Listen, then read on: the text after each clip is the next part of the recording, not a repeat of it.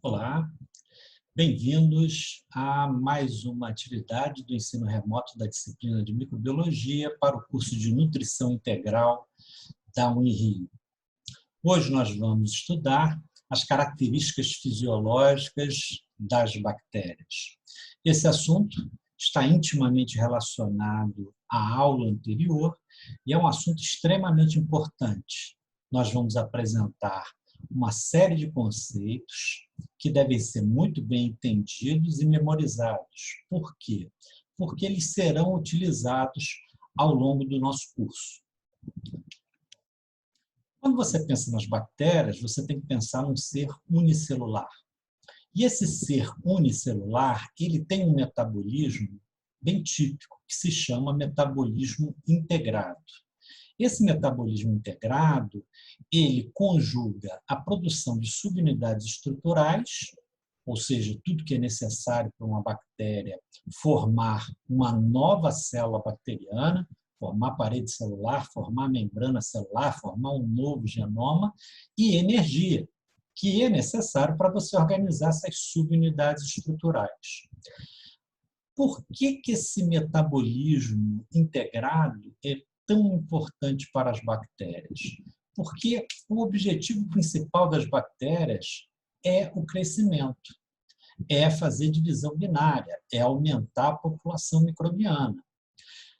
Atividades como a motilidade, a luminescência, são consideradas secundárias, ou seja, a bactéria utilizar seus flagelos para motilidade gasta muita energia. É uma atividade secundária. Ela só vai ter motilidade se tiver energia sobrando. Luminescência, algumas bactérias produzem luz. Ela só vai fazer isso se tiver energia sobrando. Por quê?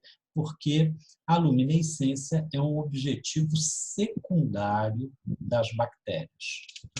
Bom, vamos ver agora uma via metabólica que é um exemplo típico do metabolismo integrado.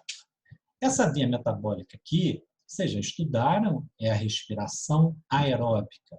É a conjugação de três vias, a via glicolítica, o ciclo de Krebs e a cadeia respiratória. Nos seres superiores, essa via metabólica é tipicamente para a produção de energia.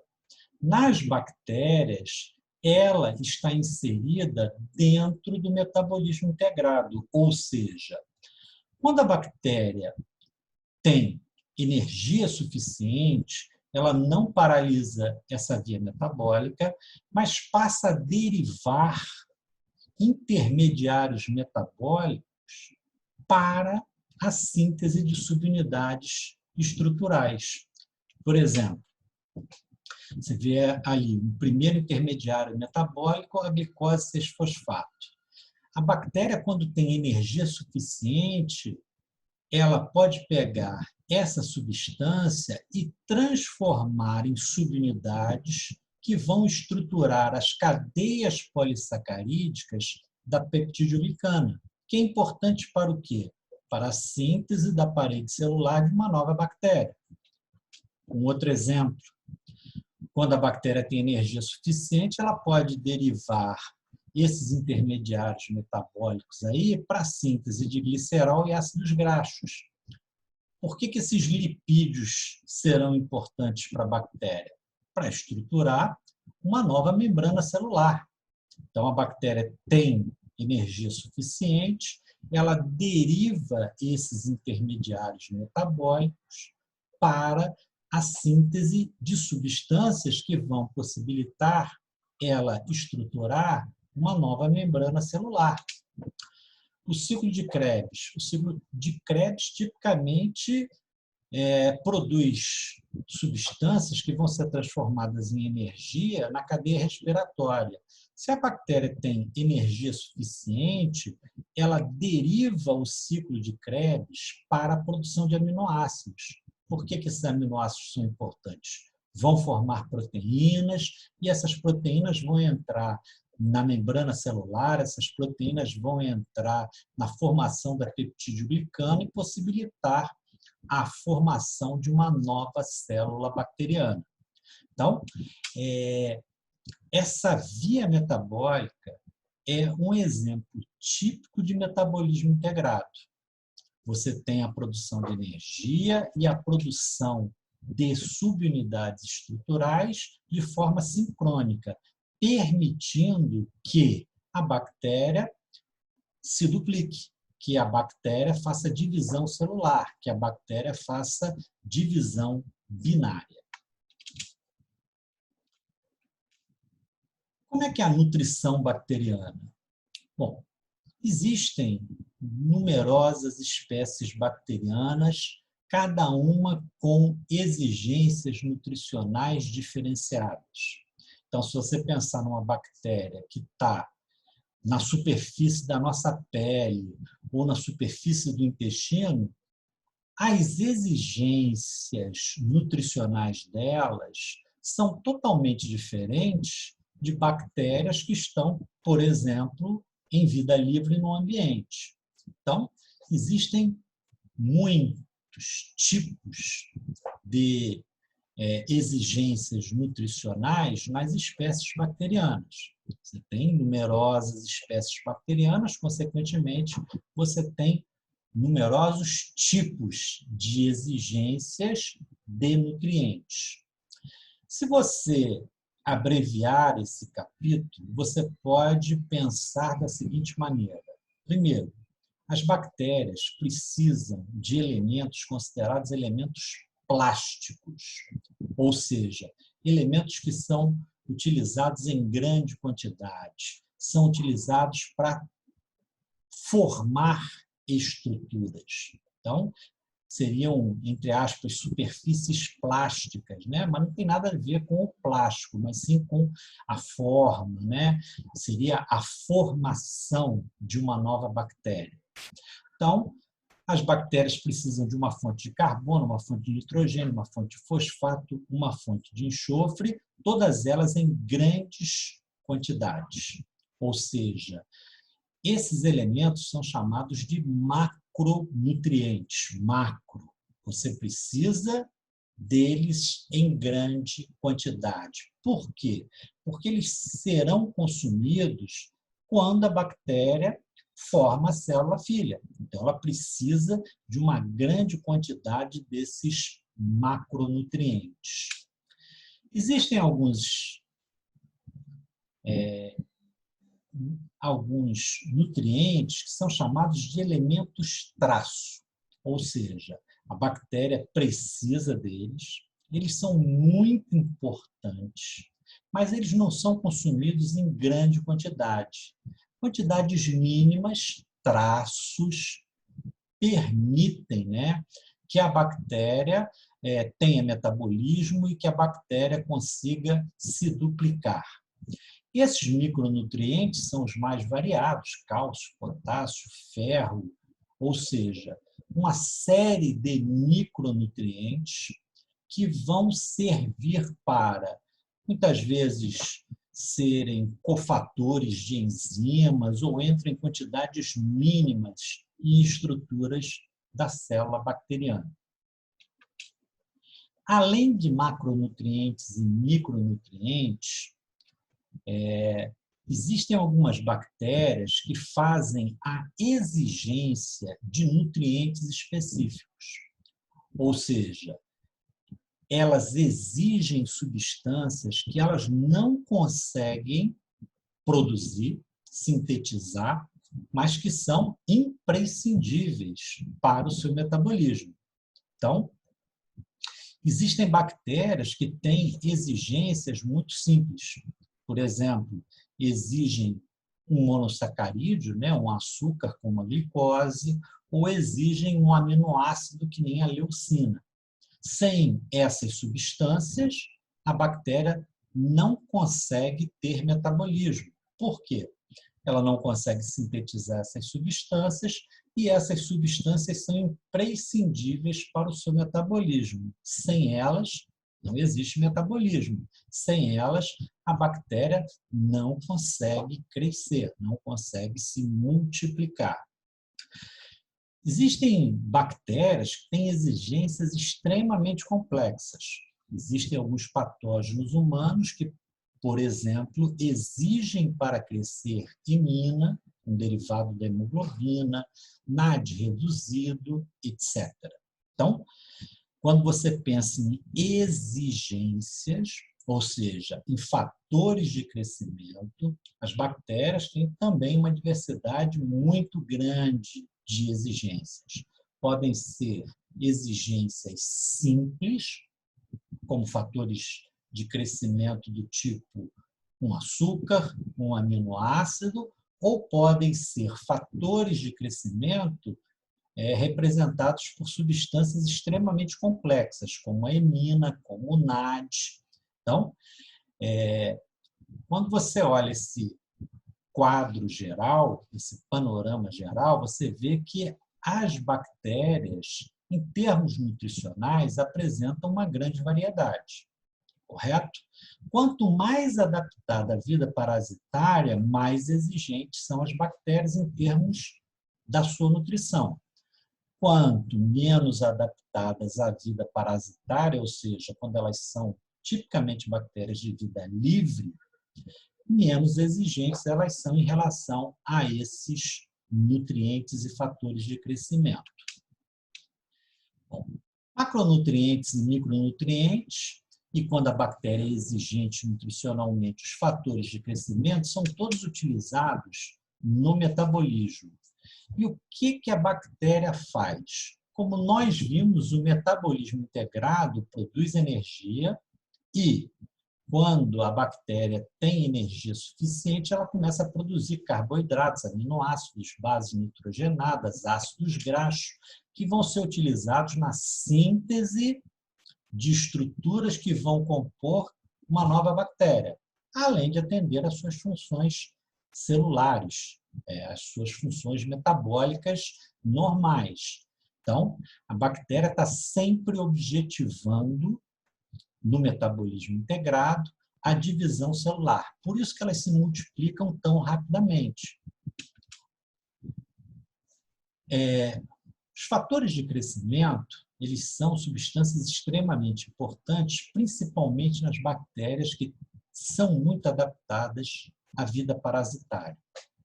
Eles começaram a ser estudados dessa forma, ou seja, as bactérias formavam colônias aí nos meios de cultura, então nós estamos vendo aí uma placa de Petri e tem uma série de colônias grandes. Ao redor dessas colônias grandes, você vê colônias com dimensões bastante reduzidas, né, quase que puntiformes, e que só se desenvolvem ao redor dessas colônias grandes. Por que essas bactérias só se desenvolvem ao redor das colônias grandes? Porque a colônia grande está produzindo fatores de crescimento imprescindíveis para o crescimento dessa bactéria exigente nutricionalmente. Então, você vê que as bactérias, nós já comentamos isso, elas têm uma alta tendência a viver em comunidade. E por que elas têm essa tendência de viver em comunidade? Porque elas podem trocar nutrientes. Então, aí você está vendo um exemplo típico. Bactérias que só se desenvolvem ao redor dessa colônia grande. Por quê? Porque a colônia grande está secretando algum fator de crescimento que é imprescindível para essa bactéria exigente nutricionalmente se desenvolver.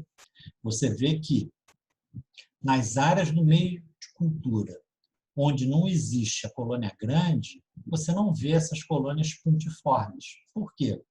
O meio de cultura não atende às necessidades nutricionais dessa bactéria que forma colônias puntiformes. Então, o fator de crescimento é imprescindível. Sem ele, a bactéria não se desenvolve.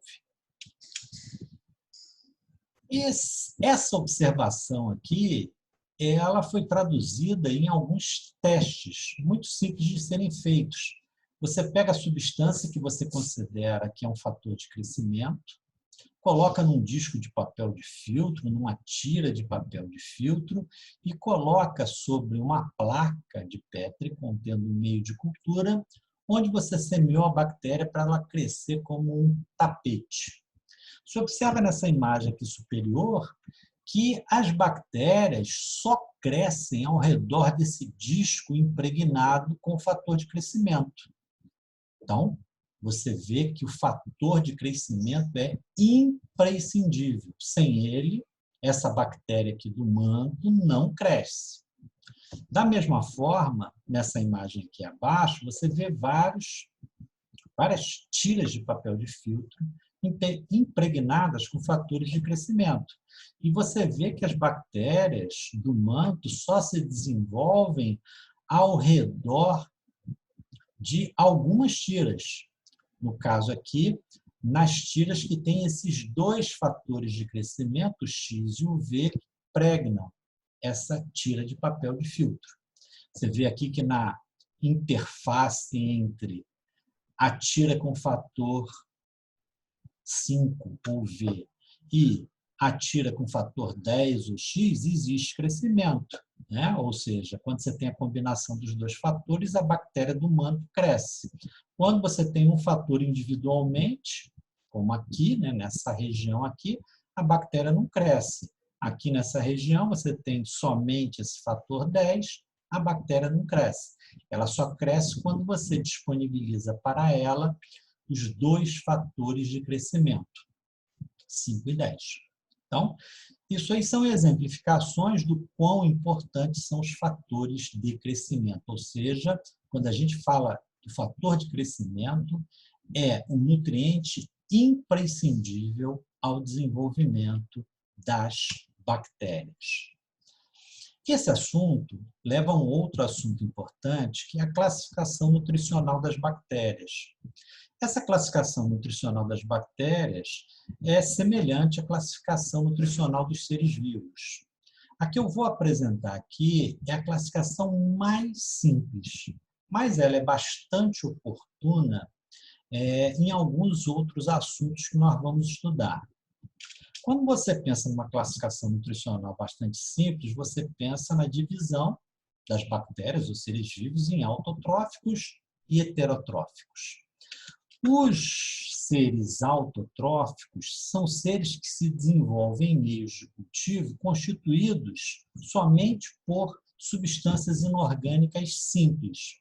Você dá sais minerais e, logicamente, água, e a bactéria consegue se desenvolver. Em geral, ela utiliza como fonte de carbono o CO2 atmosférico. Então, uma fonte de carbono inorgânica. Essas bactérias autotróficas se diferenciam das bactérias heterotróficas. Por quê? Porque a bactéria heterotrófica ela exige compostos orgânicos como fonte de carbono. Então, você tem que adicionar uma substância orgânica para a bactéria obter carbono e se desenvolver. Então, aqui nesse exemplo, está sendo dado a glicose. Se você lembra da fórmula estrutural da glicose, C6H12O6. Você está dando 6 moléculas de carbono quando dá glicose para a bactéria. Então, existem bactérias que não conseguem fazer essa absorção do CO2 atmosférico. Você tem que dar uma substância orgânica, como a glicose, para elas utilizarem no seu metabolismo. Vamos ver uma aplicação bastante prática desses conceitos, né, dessa classificação nutricional das bactérias. Nessa imagem aqui, você tem uma água superficial que se acumulou em função aí do degelo da neve aí que se acumulava nessas montanhas. Se você analisar essa água, você vai ver que essa água é rica em sais minerais, mas ela não tem praticamente matéria orgânica. Isso limita o desenvolvimento das bactérias nesse ambiente às bactérias autotróficas, ou seja, aqui você tem muitas substâncias inorgânicas e tem poucas substâncias orgânicas. Consequentemente, as bactérias autotróficas vão se adaptar muito bem a esse ambiente. Em contrapartida, é comum, né, durante o desenvolvimento aí, das cidades, o lançamento de esgoto doméstico em coleções superficiais de água, em lagos, em rios. E como esse esgoto doméstico é rico em matéria orgânica, você modifica completamente esse ecossistema pela introdução de uma grande quantidade de matéria orgânica. Consequentemente, quando você introduz essa grande quantidade de matéria orgânica, você cria condições para o desenvolvimento de bactérias heterotróficas, ou seja, bactérias que dependem de carbono orgânico. Esse lançamento de esgoto doméstico em águas superficiais, ele é caracterizado muitas vezes como poluição orgânica. Você vê que você tenta caracterizar essa poluição como uma poluição com substâncias de natureza orgânica, com compostos orgânicos, que vão ser utilizados aí pelas bactérias heterotróficas. Essa poluição orgânica, essa multiplicação quase que descontrolada das bactérias heterotróficas, vai possibilitar um fenômeno chamado eutrofização, que é uma cadeia nutricional, ou seja, outros seres vivos vão se aproveitar das bactérias para se desenvolver, e assim sucessivamente. E você vai ter um ecossistema tão superdimensionado que esse ambiente acaba se tornando inóspito para os próprios seres vivos que constituíram esse ecossistema. Então, quando você tem muitos seres vivos aí nessa água que sofre eutrofização, você vai ter o consumo do oxigênio dissolvido na água. Por exemplo, se você tiver um peixe nessa água, ele vai morrer pela falta do oxigênio. Então, a eutrofização, ela é caracterizada, né, como uma poluição, né, decorrente da poluição, não é nada benéfica para esse ecossistema. Muito pelo contrário, ela vai acabar impedindo aí que alguns seres vivos sobrevivam, né, a esse ambiente de alta competitividade. Isso aí é importante para vocês entenderem uma análise laboratorial que é muito comum e que se chama contagem de bactérias heterotróficas. Ou seja, se você pegar essa água de degelo e contar as bactérias heterotróficas, elas vão inexistir, né? Como esse ecossistema não tem matéria orgânica, não tem carbono orgânico, as bactérias heterotróficas não vão existir na água de degelo. Em contrapartida, se você pegar uma água superficial de um rio ou de um lago que está sofrendo poluição orgânica, você vai encontrar uma contagem elevada de bactérias heterotróficas. Ou seja, isso vai ser um indicativo para você que está existindo poluição orgânica. Compostos orgânicos estranhos àquele ecossistema estão sendo lançados naquele ecossistema, caracterizando a poluição orgânica. Então, essa análise e contagem de bactérias heterotróficas é um excelente indicador da poluição orgânica. Pode ser utilizado em águas superficiais, como de lagos, como de rios, mas pode ser, inclusive, utilizada na água de consumo humano. Por exemplo, nós que moramos aqui no Rio de Janeiro recebemos água da SEDAI.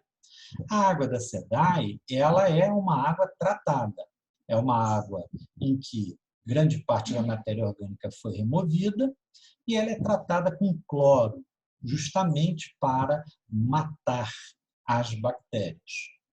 Se essa água da SEDAI foi recebida num reservatório, uma caixa d'água, uma cisterna, que tenha matéria orgânica depositada no fundo, e isso acontece quando você não lava esses reservatórios frequentemente, o que vai acontecer? Essa matéria orgânica vai consumir o cloro, que está presente para impedir, né, a presença de bactérias, e, na ausência de cloro, as bactérias que forem introduzidas nessa água, elas vão se aproveitar da matéria orgânica que está depositada no fundo para se multiplicar.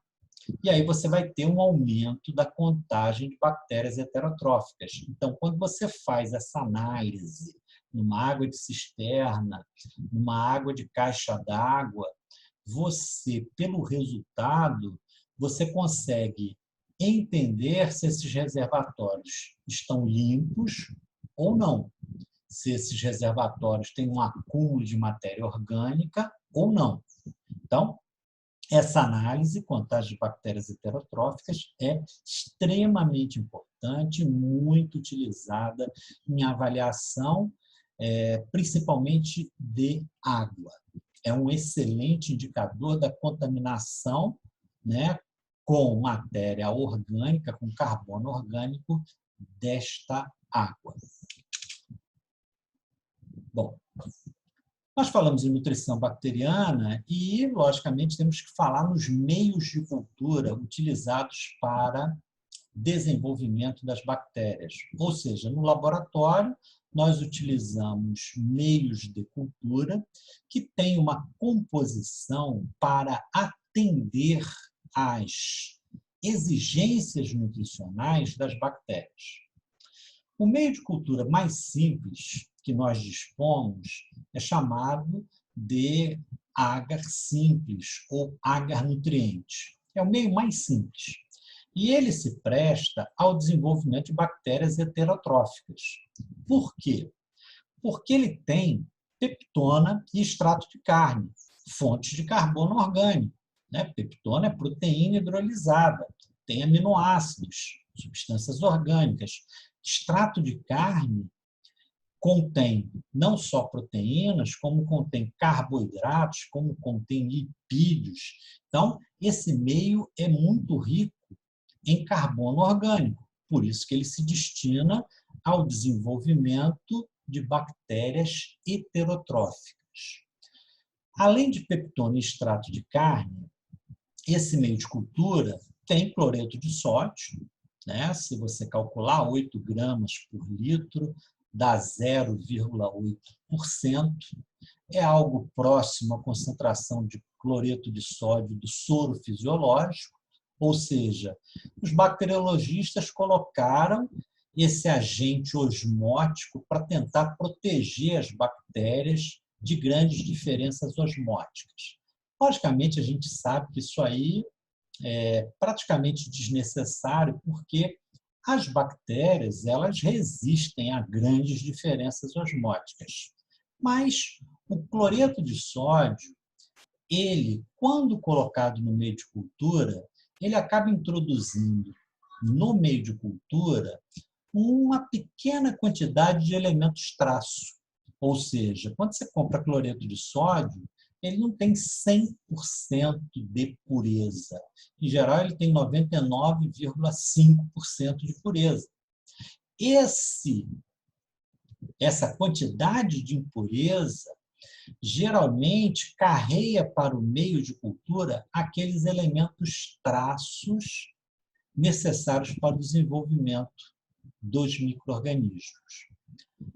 E um outro componente que está presente aí na composição desse meio é o agar, ou seja, nós estamos falando de um meio sólido, né? Um meio que tem 15 gramas por litro, ou seja, 1,5 grama de agar por 100 ml, ou seja, 1,5% de agar, o que torna esse meio sólido. Então, esse é um meio sólido, é um agar. Esse agar, ele é um agente importante, porque ele solidifica, ele gelifica o meio de cultura. Agora, ele não tem importância nutricional nenhuma. E vamos ver por quê. O agar, ele é uma substância que é totalmente inerte metabolicamente. Ou seja, apesar de ser de natureza polissacarídica, as bactérias não produzem enzimas capazes de quebrar esses polissacarídeos. Então, as bactérias não veem o agar como um nutriente. Elas não conseguem metabolizar o agar. Elas não têm enzimas capazes de metabolizar esse polissacarídeo. Então, ele só serve como agente gelificante, ele só serve como agente solidificante. Além disso, o agar é muito interessante em bacteriologia porque ele tem um ponto de fusão extremamente elevado, ou seja, o agar gelifica o meio de cultura. Ele está no meio, ele está no estado sólido, melhor dizendo. Se você aquecer esse agar sólido a 88 a 95 graus Celsius, o que vai acontecer com esse meio de cultura que está sólido? A essa temperatura, ele vai se liquefazer. Então, isso se chama fusão do meio de cultura, ou até melhor, é fundir o meio de cultura. Então, no laboratório, em geral, nós pegamos os meios sólidos e colocamos em água fervente. A temperatura da água fervente vai transformar esse meio sólido em um meio líquido, mas que tem a capacidade de solidificar novamente. Quando? Quando a temperatura atinge a faixa de 35 a 40 graus Celsius, ou seja, quando esse meio é resfriado, ele vai passar do estado líquido novamente para o estado sólido. Então, o ponto de fusão é quando você transforma o meio sólido em um meio líquido. Você aquece o meio de cultura e ele sai do estado sólido e vai para o estado líquido. Quando você resfria esse meio de cultura, o que acontece? O resfriamento faz com que esse agar forme um gel novamente. E ele volta ao estado sólido. Certamente, vocês já viram isso com a gelatina. Só que a gelatina ela não pode ser comparada ao agar. Por quê? Primeiro, a gelatina ela é constituída de substâncias de natureza proteica. E a bactéria vê essas substâncias como nutrientes. Então, elas vão consumir. Se você der gelatina no meio de cultura, elas vão consumir essa gelatina. E aí a gelatina vai deixar de ser um agente gelificante no meio de cultura, porque ela vai ser toda metabolizada pelas bactérias. Uma outra coisa é que o ponto de fusão da gelatina é relativamente baixo, ou seja, 30 a 35 graus Celsius. E isso aí você já viu. Uma sobremesa muito comum, gelatina, né? Gelatina de framboesa, gelatina de cereja. Se você tirar da geladeira e deixar a temperatura ambiente, o que acontece? Ela se liquefaz. Em dias quentes, né? Do verão aqui do Rio de Janeiro, 35 graus Celsius, é o suficiente para a gelatina se liquefazer. Ou seja, você atingiu o ponto de fusão daquele gel. E o outro inconveniente da gelatina é que para você solidificar a gelatina, você tem que colocar na geladeira, você tem que resfriar essa gelatina na geladeira, ou seja, a 10, 16 graus Celsius. Isso aí seria um grande inconveniente para você trabalhar, né, como um agente gelificante para bactérias. Bom, vamos rever esses detalhes que são bastante importantes. O agar, ele é uma substância que foi descoberta logo no início da bacteriologia e ele era utilizado em culinária. Ele é um produto extraído aí de algas vermelhas marinhas, né? Você pega as algas, tira do ambiente marinho, coloca para secar, tritura, transforma em pó, purifica, e aí você tem a mistura de dois polissacarídeos, agarose e agropectina. Essas substâncias, elas formam gel, formam um gel, melhor dizendo. Elas são capazes de solidificar o meio de cultura, de gelificar o meio de cultura. Então, quando você olha o agar na composição dos meios de cultura, você está diante não de um nutriente, mas sim de um agente solidificante. Ou seja, você explora a capacidade dessa mistura de polissacarídeos de formar um gel. E como as bactérias não têm enzimas que metabolizam a agarose e a agropectina, elas não alteram o estado de gel do meio de cultura sólido. Correto?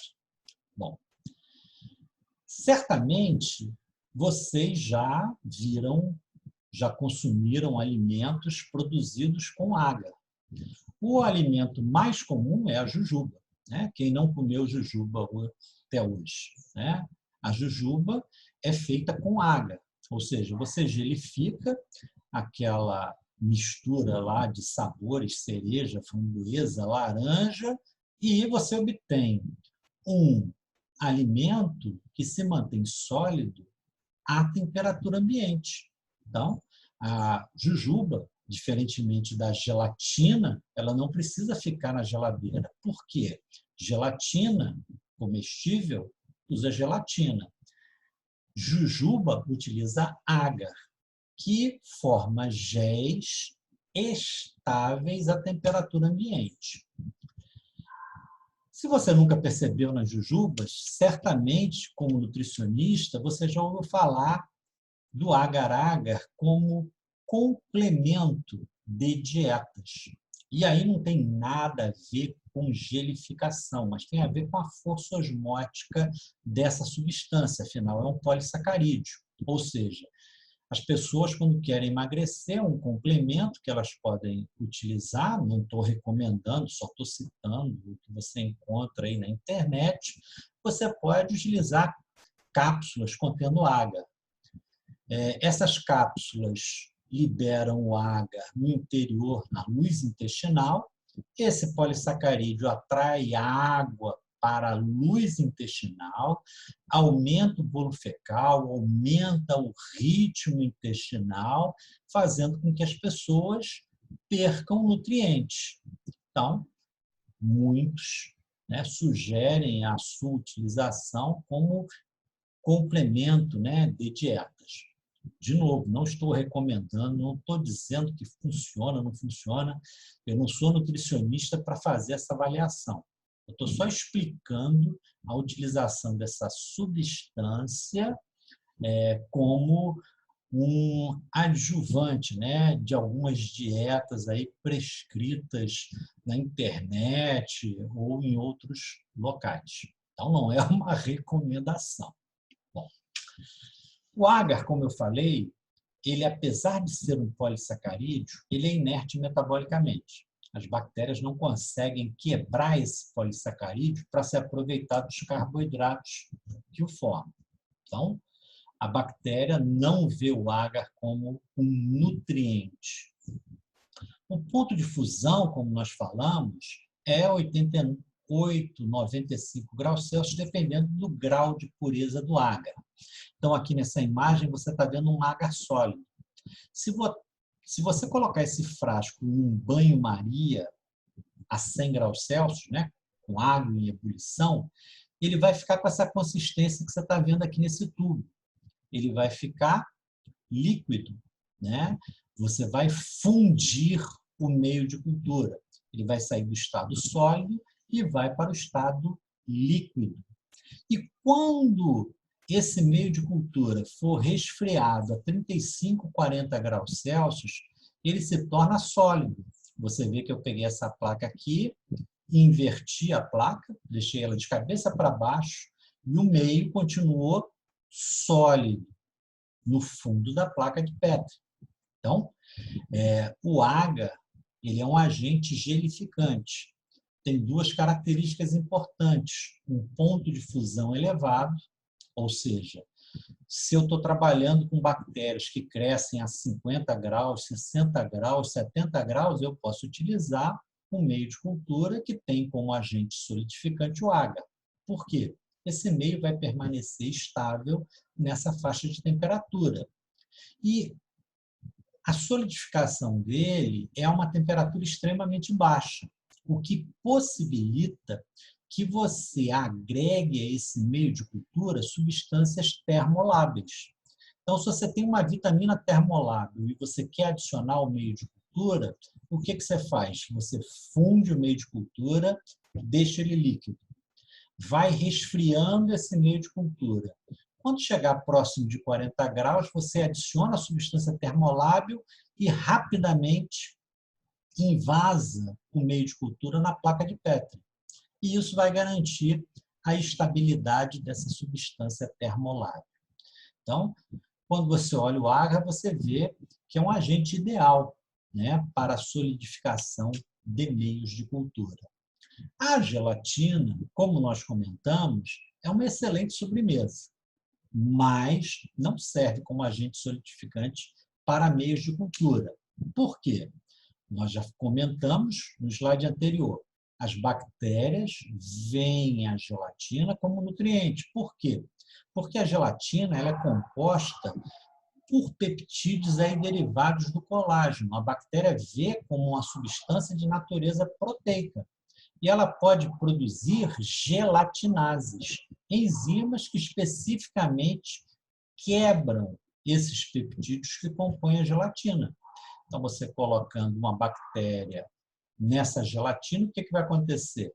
Ela quebra a gelatina e a gelatina não forma mais um gel. Não teria como você trabalhar numa placa de Petri, correto? Com essa possibilidade de hidrólise da gelatina pela produção de gelatinase pelas bactérias. Outra coisa que depõe contra a gelatina, como agente solidificante de meios de cultura, o ponto de fusão é relativamente baixo, 30 a 35 graus Celsius.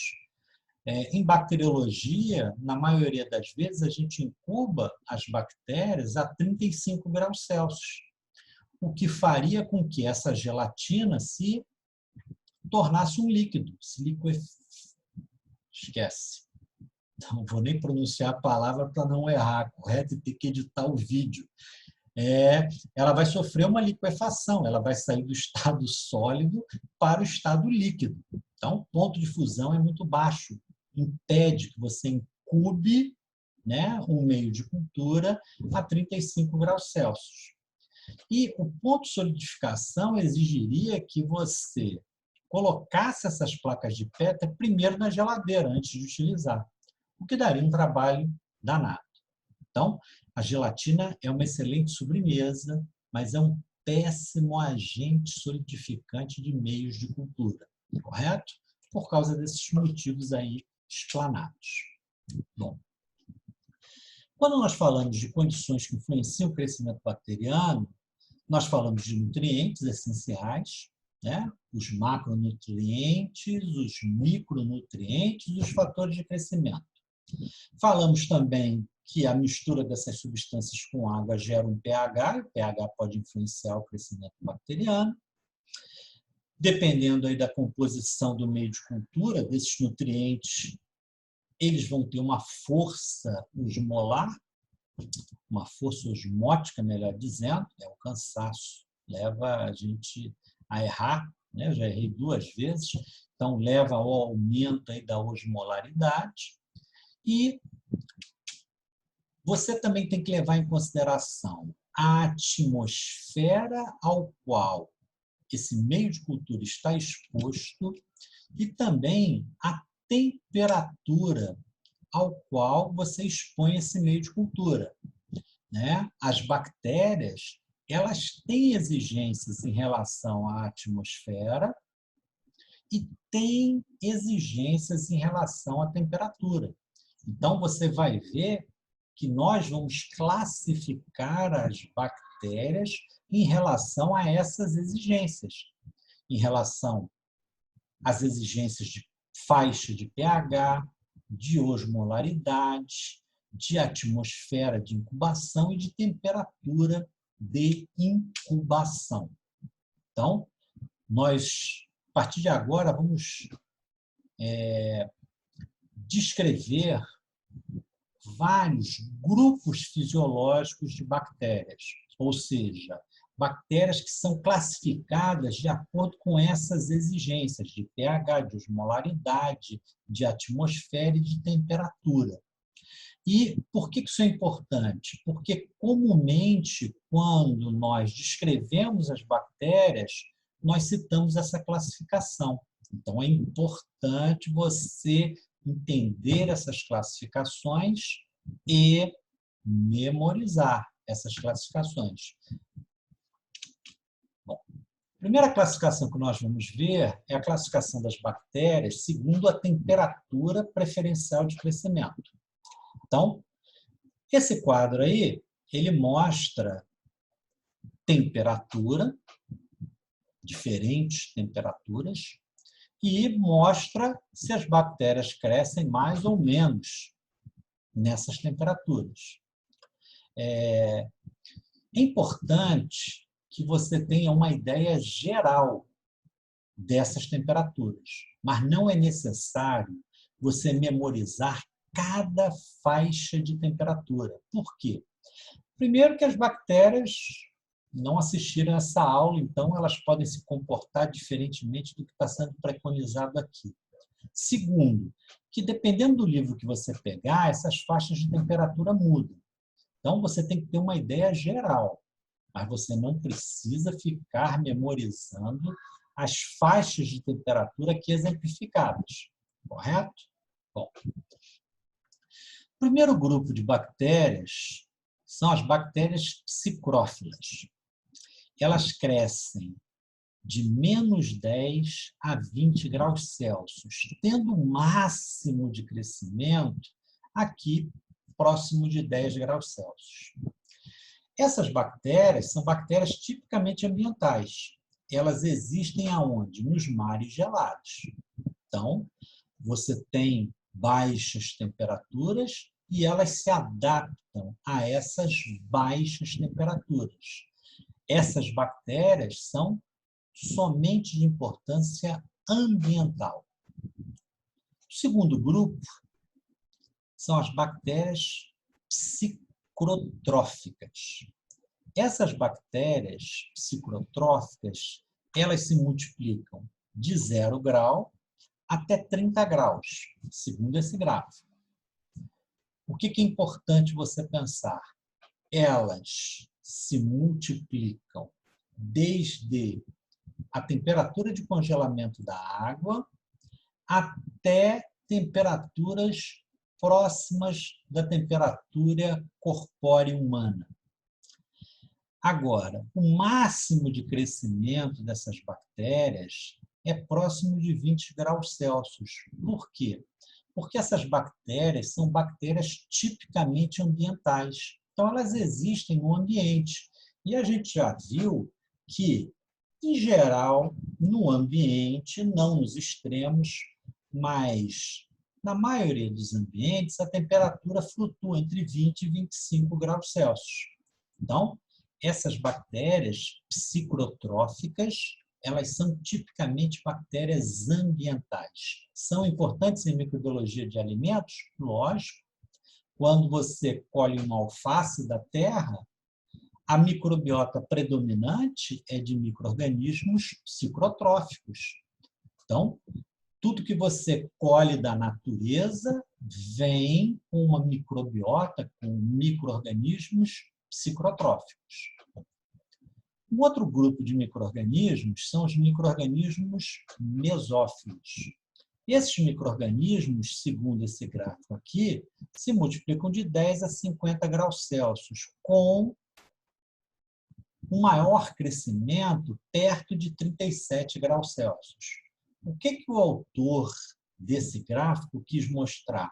Olha, essas bactérias mesófilas, desculpe, elas são típicas da microbiota do ser humano. Elas são parasitas típicos do ser humano.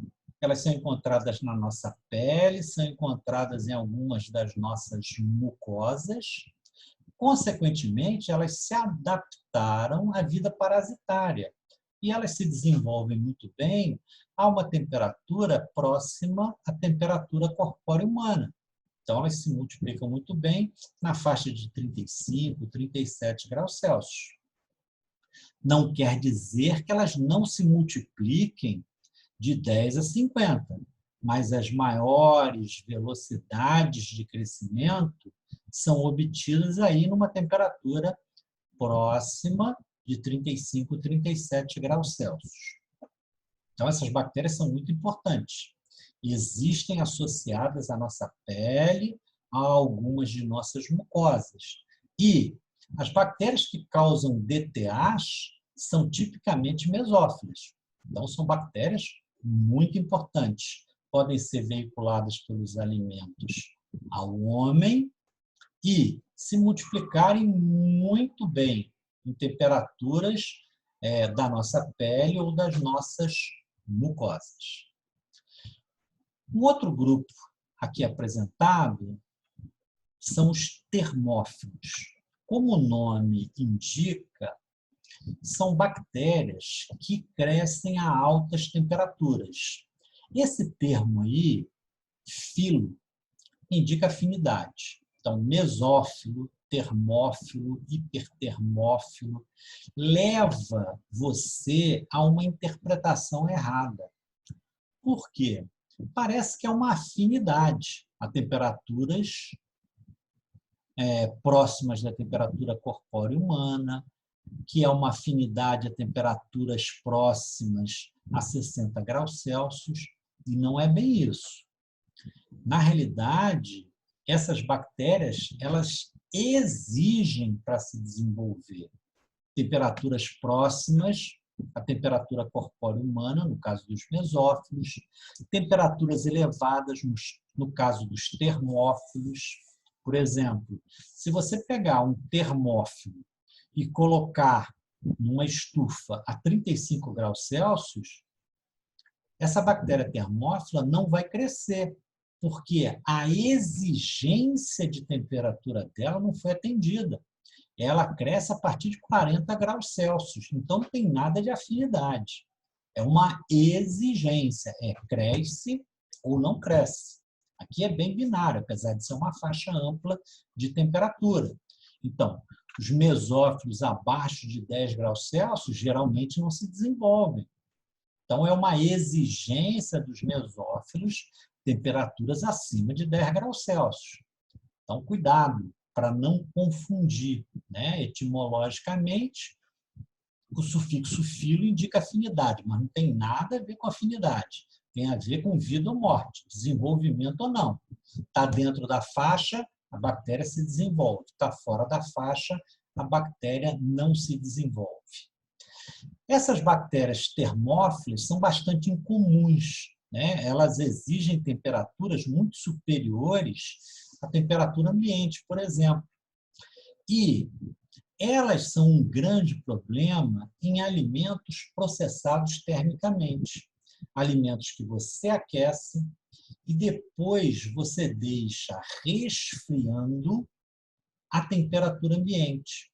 Então, você pega um alimento, aquece ele, por exemplo, a 100 graus Celsius, depois você retira do aquecimento e deixa a temperatura ambiente, para ele perder temperatura. Essa perda de temperatura, esse resfriamento, ele é muito demorado. E, às vezes, esse alimento fica nessa faixa de temperatura de 40 a 70 graus Celsius por muitas horas. E aí, nesse momento, as bactérias termófilas conseguem se multiplicar. Então, as bactérias termófilas são de importância na microbiologia dos alimentos, são importantes quando se multiplicam em alimentos processados termicamente. São bactérias tipicamente deteriorantes de alimentos processados termicamente.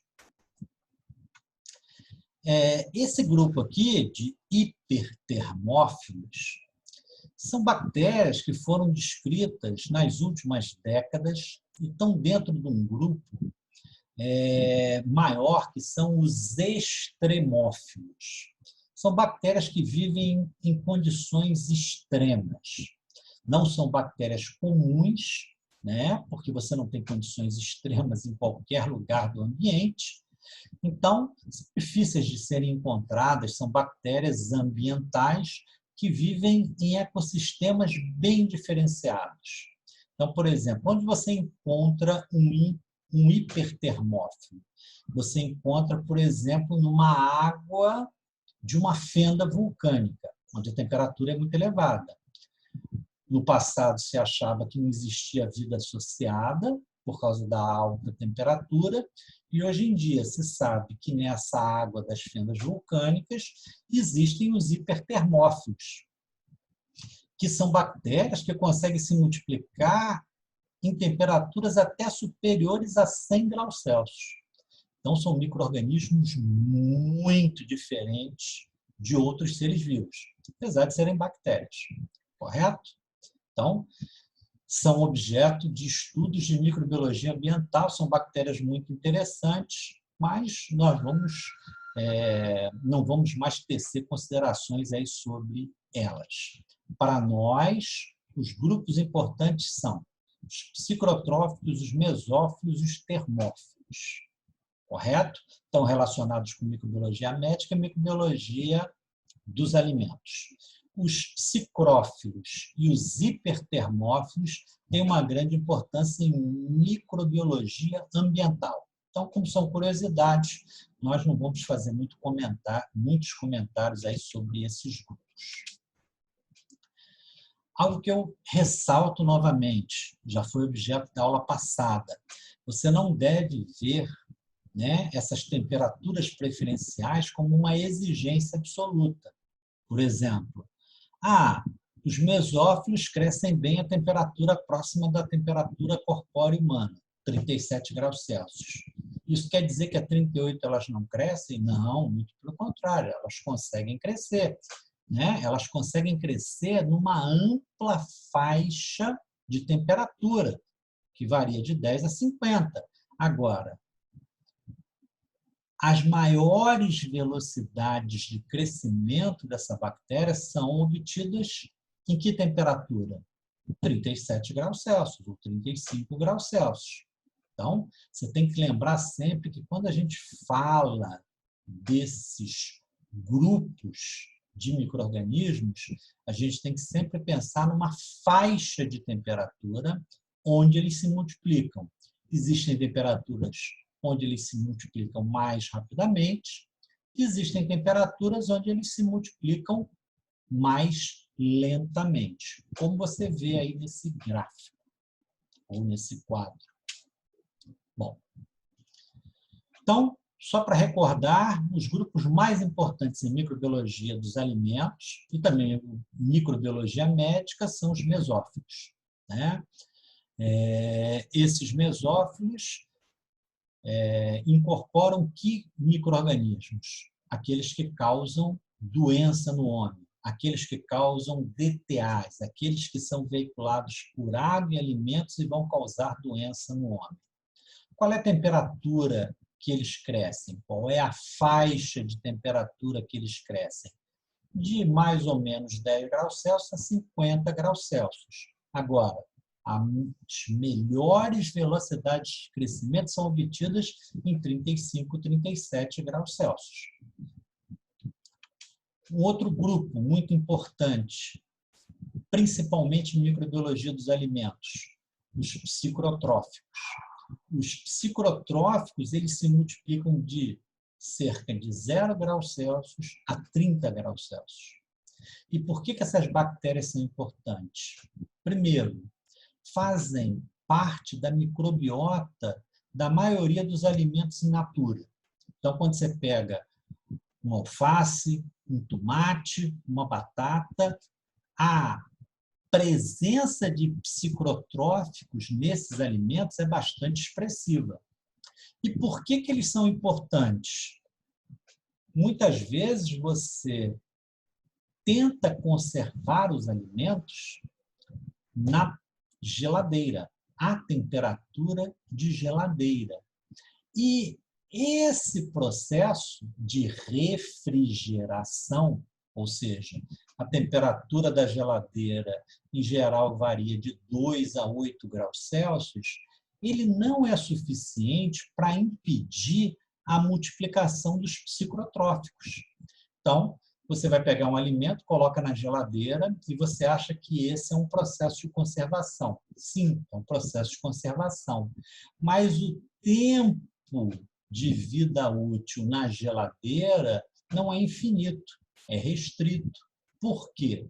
Porque as bactérias psicotróficas conseguem se multiplicar nesse alimento. Lentamente, mas conseguem.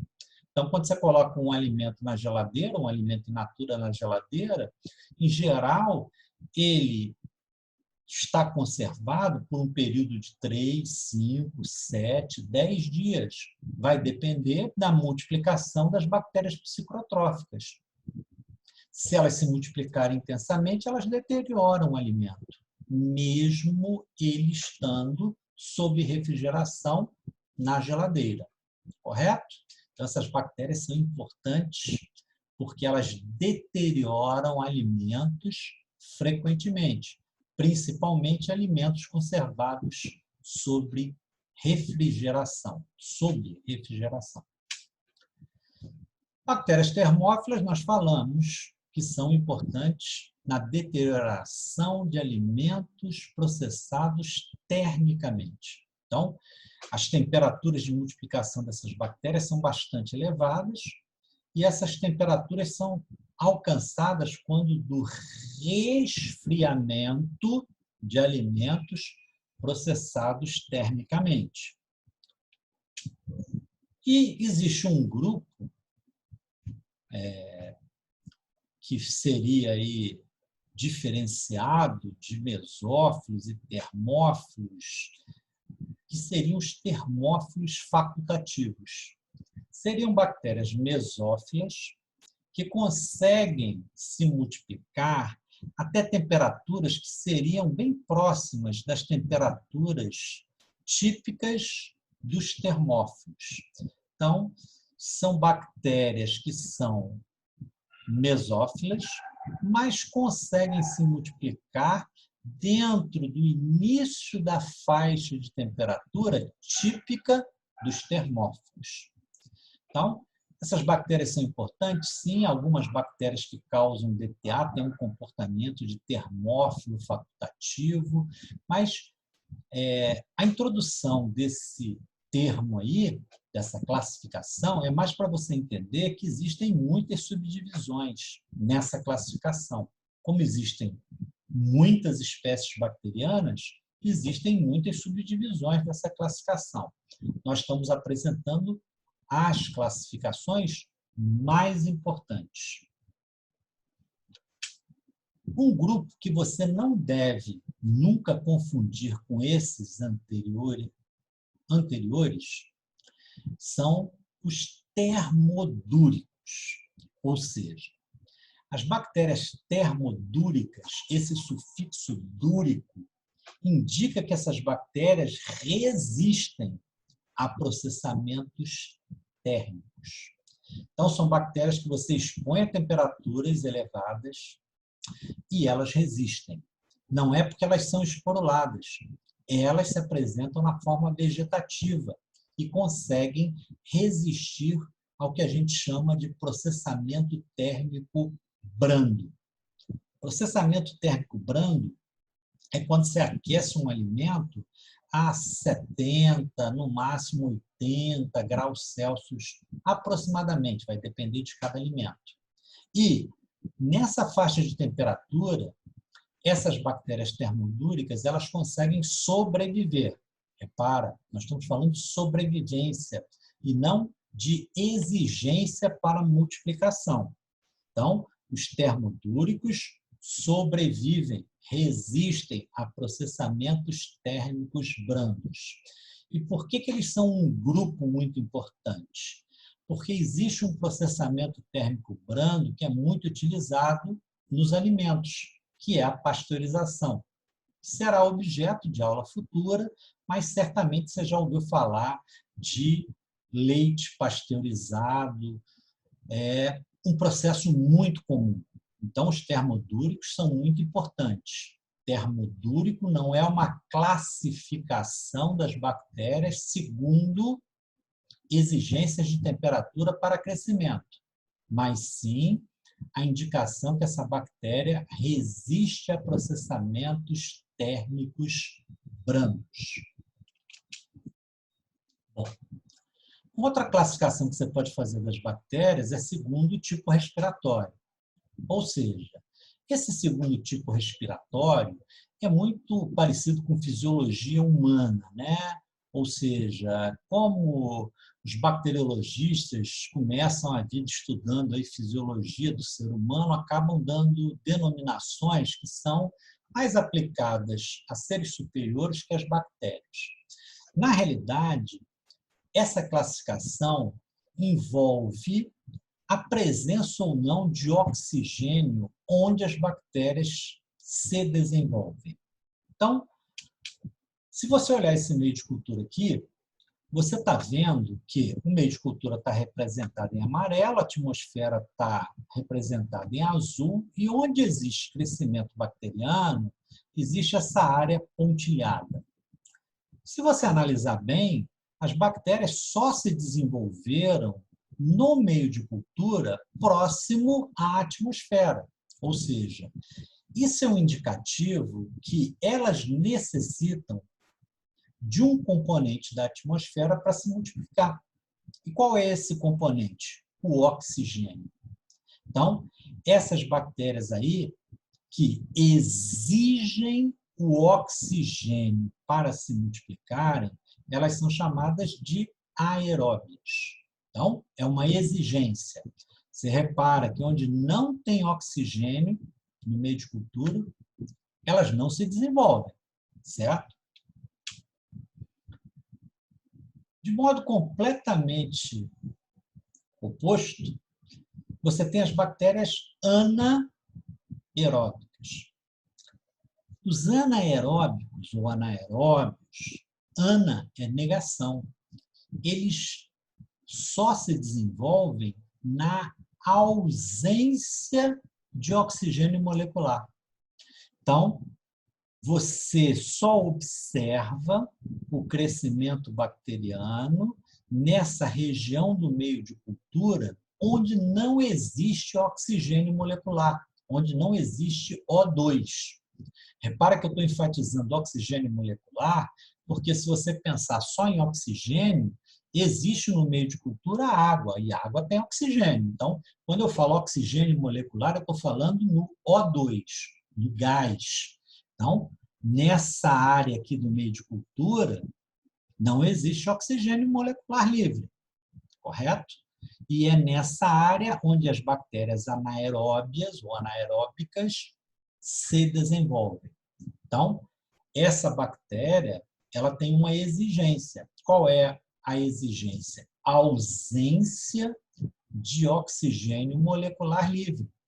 Mais adiante, nós vamos ver que essa exigência está relacionada com a toxicidade do oxigênio a elas, ou seja, o oxigênio mata essas bactérias. Consequentemente, elas só se desenvolvem na ausência de oxigênio molecular livre. Esse grupo de bactérias é classificada como facultativas, né? Elas se desenvolvem independente da presença ou não de oxigênio. Então, para elas, tanto faz. Tem oxigênio molecular livre, não tem oxigênio molecular livre, elas são capazes de se multiplicar. Um outro grupo é esse grupo aqui, os microaerófilos. Apesar desse nome, né, induzir aí a um equívoco, né, essas bactérias, como você vê, elas crescem próximo da interface meio de cultura atmosfera. Ou seja, o oxigênio se dissolve no meio de cultura e consegue penetrar até quase a metade desse tubo de ensaio. Então, você tem oxigênio na atmosfera e a pressão desse oxigênio na atmosfera faz com que ele se dissolva no líquido do meio de cultura. Lógico, ele não consegue penetrar profundamente. Consequentemente, nessa região, você tem tensões, concentrações reduzidas de oxigênio molecular livre. E essa condição é exigida, não é afinidade, é exigida pelos microaerófilos.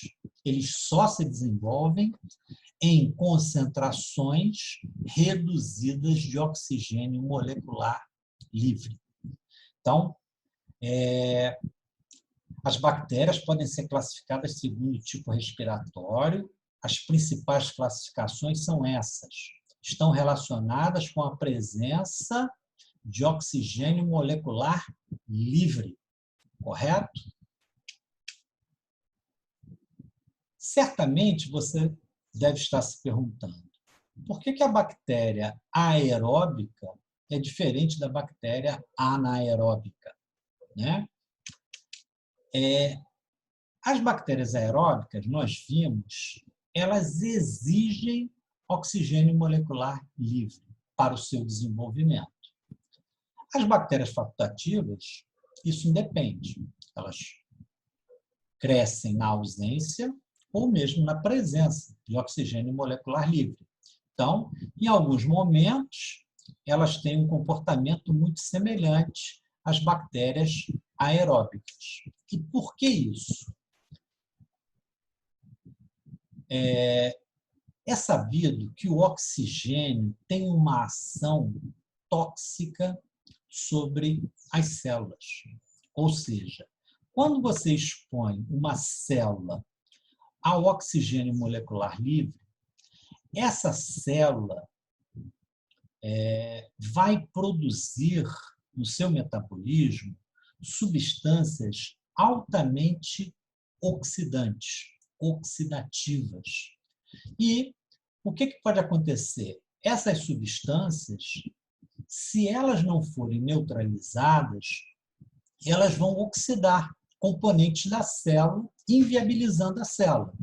Então, quando você expõe uma célula ao oxigênio molecular livre, essa célula vai produzir no seu metabolismo uma série de substâncias que, por serem altamente oxidantes, são tóxicas à célula.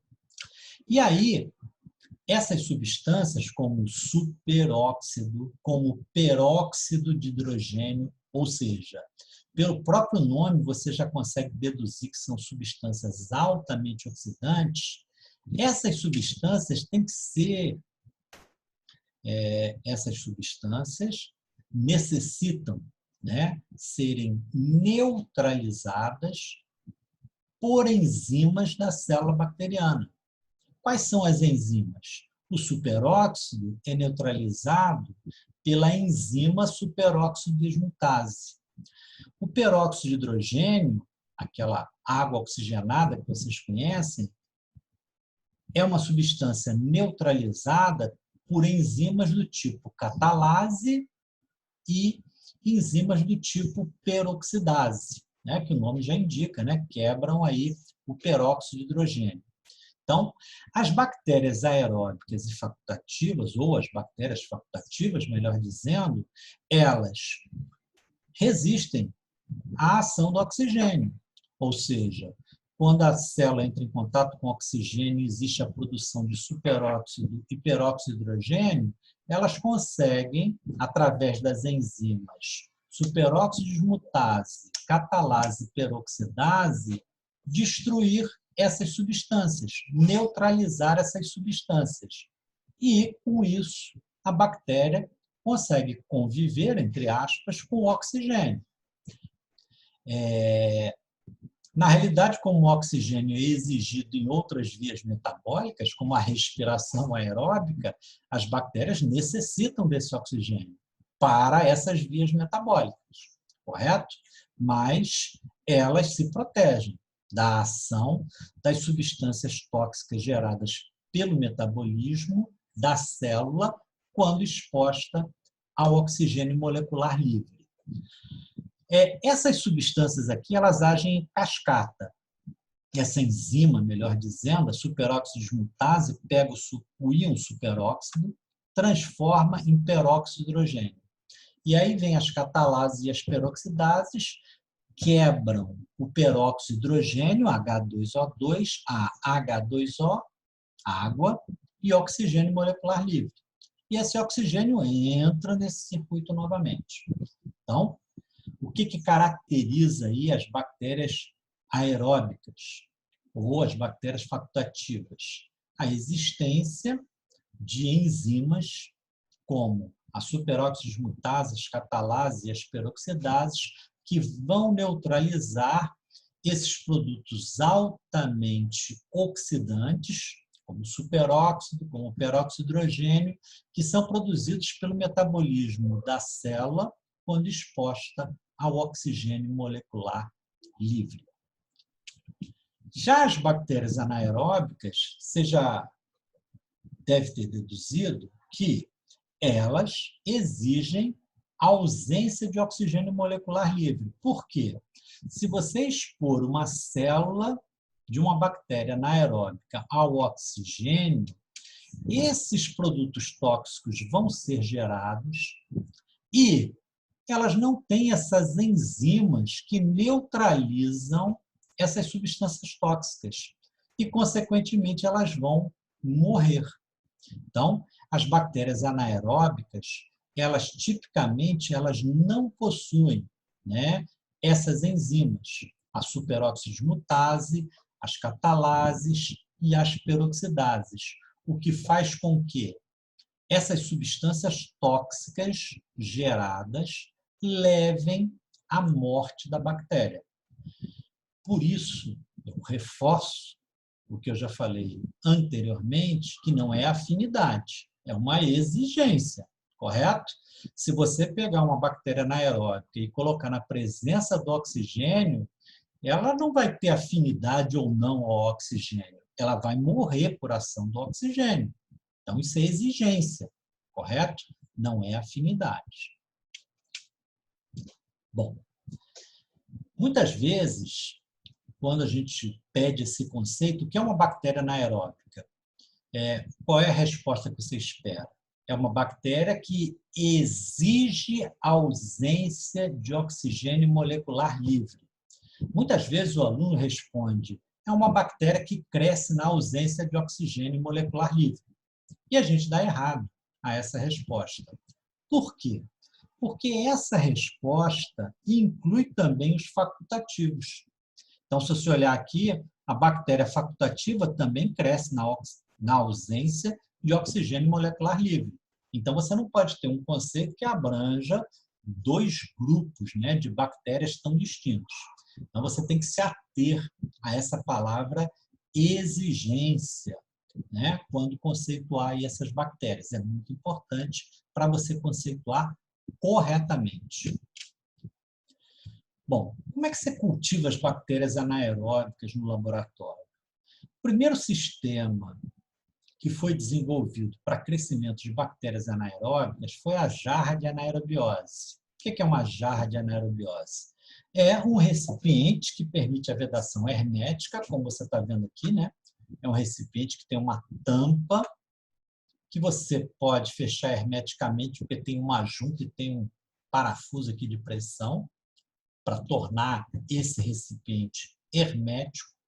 E dentro dele você bota os meios de cultura para crescimento das bactérias anaeróbicas e coloca um envelope gerador de anaerobiose e um envelope que contém um indicador de anaerobiose.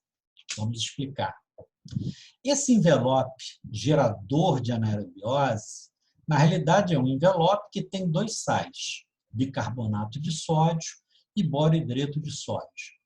E antes de fechar a jarra, você joga água dentro desse envelope. A água mistura esses dois sais, eles reagem entre si e liberam hidrogênio molecular e CO2. Então, quando você joga água dentro desse envelope gerador de anaerobiose e fecha a tampa da jarra de anaerobiose, o que acontece? Hidrogênio, principalmente, começa a se acumular no interior da jarra de anaerobiose. Esse hidrogênio é importantíssimo, porque ele vai reagir com oxigênio e formar água. Então, 2 a 4 horas depois, todo o oxigênio do interior dessa jarra foi consumido por ter reagido com o hidrogênio, formando água. Por isso que esse sistema é denominado de consumo do oxigênio. Você consome o oxigênio. O hidrogênio reage com o oxigênio, formando água.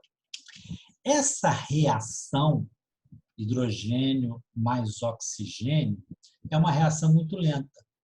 E ela exige um catalisador, um acelerador. E esse catalisador é o paládio, que fica aqui na tampa dessa jarra de anaerobiose. Funciona como acelerador, catalisador da reação de hidrogênio com oxigênio. Mesmo você catalisando essa reação, você só obtém a anaerobiose 2 a 4 horas depois. Correto? Então, esse sistema aí não é perfeito. Por quê? Durante 2 a 4 horas, as bactérias ficam expostas, né? No caso, expostas ao oxigênio. No caso das bactérias anaeróbicas, essa exposição muitas vezes é letal. É importante que você acompanhe, né? Se essa jarra já gerou ou não anaerobiose. E para você visualizar isso, dentro da jarra, você coloca uma fita que está umedecida com azul de metileno. Um corante, uma cor que está no nome, azul, né? Agora, o azul de metileno, quimicamente, ele é um indicador de redox, de redução-oxidação. Então, o que acontece?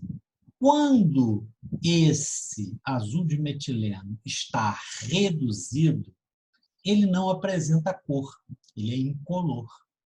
Quando você pega esse frasco e agita, você aera esse líquido, você oxida o azul de metileno e ele adquire essa cor azul. Na jarra de anaerobiose, essa mudança de cor vai ser inversa. Antes de você fechar a jarra de anaerobiose, essa fita de papel de filtro apresenta uma coloração azul. Quando é gerada uma atmosfera anaeróbica aqui dentro, quando não existe mais oxigênio aqui dentro, essa fita fica incolor. Então, é um indicador de anaerobiose. Quando muda do azul para o incolor, está indicando para você que dentro dessa jarra já não existe mais oxigênio. Existe anaerobiose. Por isso que você está utilizando essa jarra para crescimento aí das bactérias anaeróbicas. Bom, esse dispositivo, como eu falei, expõe as bactérias anaeróbicas por 2 a 4 horas à ação letal do oxigênio. Com o passar do tempo, ele passou a ser substituído por um dispositivo mais complexo, que são as câmaras ou cabines de anaerobiose. O que é? É um ambiente totalmente fechado, onde você pode introduzir a sua mão por esses dispositivos aqui de borracha, né? Você empurra a sua mão, né? E a borracha fica colada aí na sua pele, impedindo a entrada do ar atmosférico externo para dentro dessa cabine. E você consegue fazer todo o trabalho com as bactérias dentro dessa câmara de anaerobiose.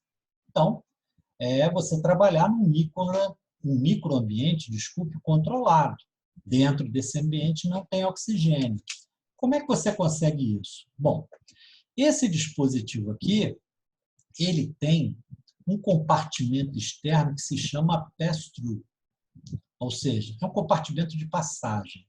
Todo o material que você vai colocar dentro da câmara de anaerobiose, você bota primeiro no pass-through, faz vácuo, injeta uma mistura de gases que não tem oxigênio, uma mistura de nitrogênio, hidrogênio e CO2, e aí quando você abre a porta, né? Você está vendo ela aqui, ó. Quando você abre a porta desse pass-through, você coloca o material para dentro sem contaminar esse ambiente aqui com oxigênio atmosférico. Então, essas cabines aí são extremamente sofisticadas, elas trabalham com sensores, elas removem e acrescentam gases, dependendo aí dos indicativos, né, da presença ou não de oxigênio. Então, são equipamentos caros, mas que facilitam muito o trabalho com bactérias anaeróbicas. Reforçando, dentro dessa câmara de anaerobiose, as bactérias anaeróbicas não são expostas ao oxigênio molecular livre, em nenhum momento durante o trabalho aí com essas bactérias, correto? Então, é um equipamento muito importante quando você trabalha com esse tipo de bactérias. Um outro dispositivo que muitas pessoas confundem é esse dispositivo aí, que na realidade não tem um nome próprio, mas ele é denominado no laboratório de método da vela.